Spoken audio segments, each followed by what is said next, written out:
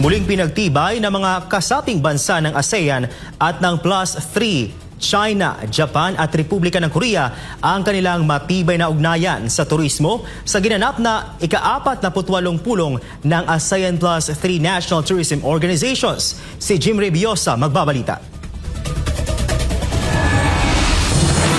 Binigyang din ni Department of Tourism Undersecretary Berna Esmeralda Bonsuceso na ang kooperasyon ng ASEAN Plus 3 sa turismo ay higit pa sa simpleng pakipagtulungan. Isa itong mahalagang alyansa na nag-uugnay sa iba't ibang kultura, nagpapatibay ng ugnayan ng mga mamamayan at nagpapalakas ng paglago ng ekonomiya.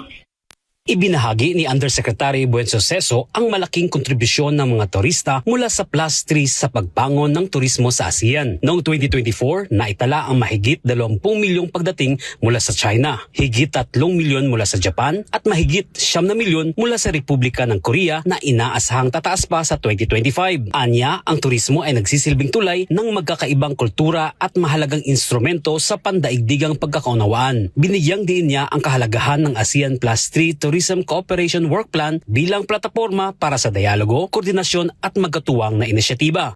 Our partnership between and among ASEAN, China, Japan, and the Republic of Korea is not just a collaboration. It is a vital alliance that highlights the profound role of tourism as a catalyst for unity and mutual prosperity. Kinilala rin niya ang ASEAN China Center, ASEAN Japan Center at ASEAN Korea Center sa pagsulong ng mga layunin ng rehiyon at pagtataguyod ng mga destinasyong panturismo ng ASEAN. Nananawagan si Bonsuceso sa mga kasaping bansa na sama-samang bumuo ng mapagkompetensya, matatag at inklusibong sektor ng turismo. Our partnerships, we can champion cultural exchange and foster innovation in travel experiences, thereby enhancing the appeal of our destinations to travelers from every corner of the globe. Hinihikayat niya ang mas pinalakas na pakipag-ugnayan, pagsusulong ng palitan ng kultura at pagpapaunlad ng makabagong karanasan sa paglalakbay upang higit pang mapaigting ang atraksyon ng rehiyon at tiyakin na ang mayamang pamanang kultural at likas na kagandahan ay mapangalagaan para sa susunod na henerasyon. Kasama din sa nagbigay ng mensahe si Hironobu Nara, Deputy Commissioner ng Japan Tourism Agency Ministry of Land, Infrastructure, Transport and Tourism. May delegado din mula sa bansang Republic of Korea at China.